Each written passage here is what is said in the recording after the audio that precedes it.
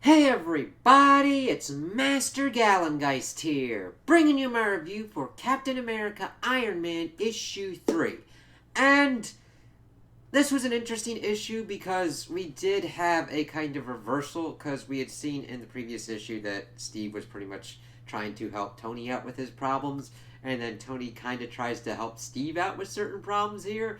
And it's definitely kind of interesting. I do like mainly the dynamic that they're able to create and effectively showcase with Steve and Tony. So the main thing of a Captain America Iron Man team up thing really works very well. The thing where it kind of flounders though is there's no kind of unified kind of thing going on with the basic kind of like antagonistic kind of setup, because we got Veronica doing her shit, and then we got the Paladins and them having to kind of deal with their kind of thing. And we kind of find out in this issue that Veronica is just like the lesser boss that leads to the kind of bigger boss, if you know what I mean. So we see that she's captured, and she's pretty much just like trying to say, hey, I'll lead you to wherever 51's going. Trust me on this. And then the Paladins are pretty much trying to figure out what's going on. Their leader is just pretty much like, no, we've just been unlucky, and trying to figure out kind of where to go from here. Then we see that Tony and Steve are pretty much having a powwow, and they're talking about the whole stuff with like the Hydra Cap armor getting taken, and how Steve knows that there's like other variants of him out there, and how it's kind of weird that one of him.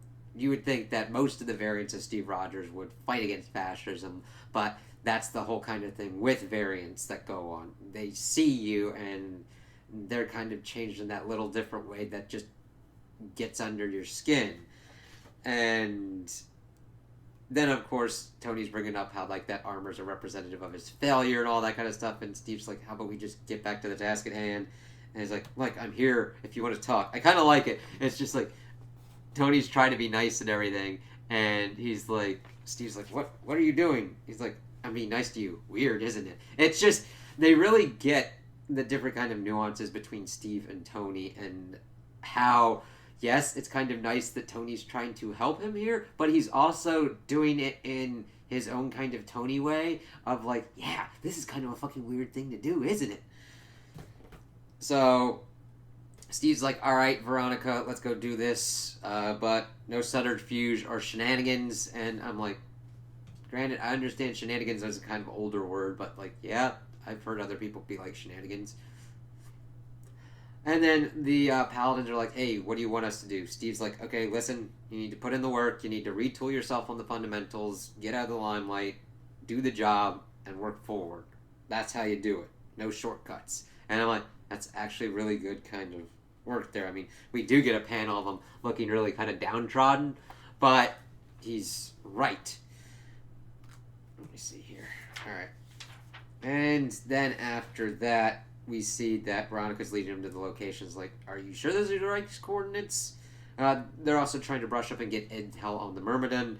And Tony's like, yeah, I was using an early suit, bringing up the whole overseer, how it was like in charge of like a population of an island. And then Tony's still being like, yeah, it was kind of limited for its time. So, depending upon what it's able to do at the present, it's not really going to be able to do much.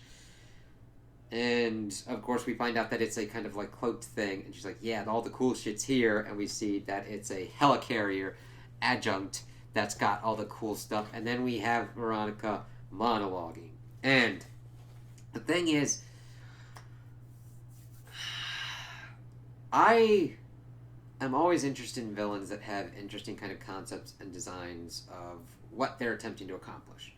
Veronica's basis of like trying to stop superheroes because she starts monologuing because of incidences that they create is not a bad basis. It's the execution of this, of her just being a complete whiny asshole who's like, I'm gonna kill all the superheroes.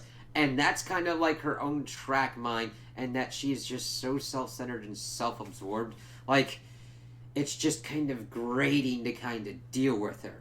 That doesn't mean she can't be a great villain, but you kind of have to balance it out. Because honestly, I'm thinking how she hasn't accidentally killed herself with all this stuff that she's done on. I mean, shit. She got a lot of like Spidey villain kind of tech that was like fucking with her nervous system. Granted, Tony wore a suit of armor that fucked with his nervous system as well. But it's like, I'm surprised she wasn't trying to fly the glider, do some kind of weird ass maneuver with the octopus stuff, and fucking ran into a wall and killed herself.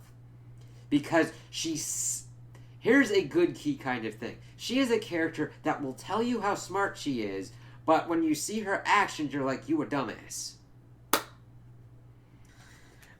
So seeing her monologue is kind of pressy. Like, she's got good points, but in how she's delivering it and what she's trying to do, it's just like, wow, you annoy the fucking shit out of me. How about we get her defeated? Then we shift over and see the Paladins pretty much trying to figure out what to do.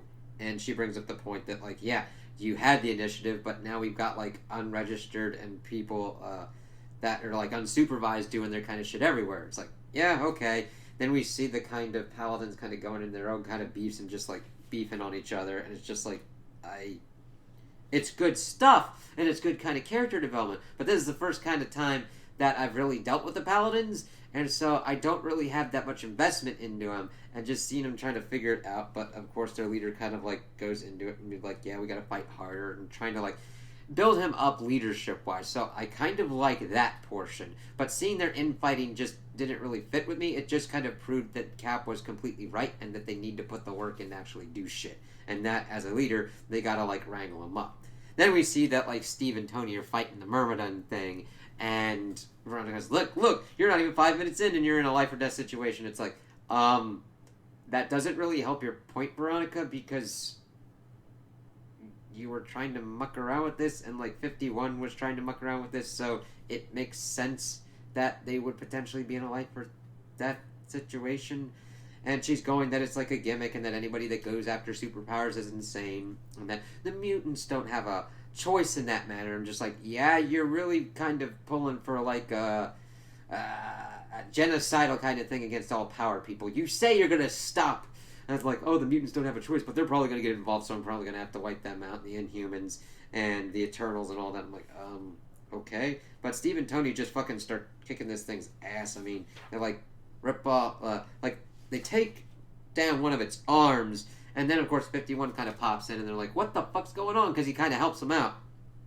And they kind of, like, go deeper. And like, yes, this is the Overseer. And it's like, all right, he's doing a whole helicarrier thing. That's kind of freaking me out. And it's like, oh, no, we're in love. It's like, what? I kind of am intrigued by them going this kind of route, but it just comes out of like nowhere. And she's like, yeah, I'm in love with the Overseer kind of thing. I'm like, lady, you just love yourself. So most of your criticisms, even though rightly lobbed at Tony, I'm like, yeah, it's pointing right back at you. And they're like, yeah, we're going to take over, we're going to take out all the superheroes. And they're just like, that's just murder. And from threats you've brought about by your own actions. And I'm like, lady, I want you to look at all the actions that you've done up to this point as well. You've been bringing upon this stuff yourself as well. And talked about, like, that the Overseer will defend the planet alongside a robust, unified human military in a mutually beneficial partnership. Then says, long live the new tech. And it's, like, betraying Veronica. And she's like, what the fuck? It's like, nobody trusts you. I don't even think that a lot of people like you. I don't like you. I think a lot of people even trying to deal with your ass are like, we don't fucking like you. So, a robot, AI, breaking up with you, and it's funny, she's trying to do this code word, it's like, yeah, I fucking stopped that shit. I disabled that. What you want? And it's like, yeah, I don't, do that shit, and then it just brings out a lot more, Myrmidons, and it's like, yeah, like, she has... she's just so annoying. So I'm like, okay, now we're getting down to, like, crazy AI that Steve and Tony have to work together to kind of take down. And it's like, alright, I can kind of deal with that. That works out. Because Steve will be able to, like, tactically do some stuff, while Tony will be able to think up some kind of tech-based thing to kind of deal with and neutralize the Overseer. Again, we don't know what other kind of tech's going on, and we don't even know what 51's kind of objectives are anymore, especially since he's, like, worked with Veronica to get a certain kind of thing, which was able to keep him blind on the Overseer sensors, so we'll kind of have to see what's going on with that. I'm like, okay, so I like this because it does a good job of centering Steve and Tony's relationship and them working together to solve something. I just think that the main overall kind of plot thing going on needs to be kind of honed in a little bit more. I didn't mind that the Paladins were kind of brought in, but it's kind of like we're dealing with that. We're dealing with 51. We got Veronica, who was the kind of main antagonistic force that we had in the beginning, that's now shifting over to the Overseer. Thank God, and I hope that she just pretty much stays on the sideline. Her monologues annoy the shit out of me. But that's mainly down to her character that we are getting at this point, rather than, like, I don't think that, like, it's more down to her character than me thinking that the monologues are useless. They're not. They do give us insight to her character. It's just she's annoying as fuck to me. So, those are my opinions on the issue. Tell me what you guys think in the comments below. If you liked it, if you didn't like it, if you agree with me, if you disagree with me. Also, like and subscribe, and I hope you have a good day.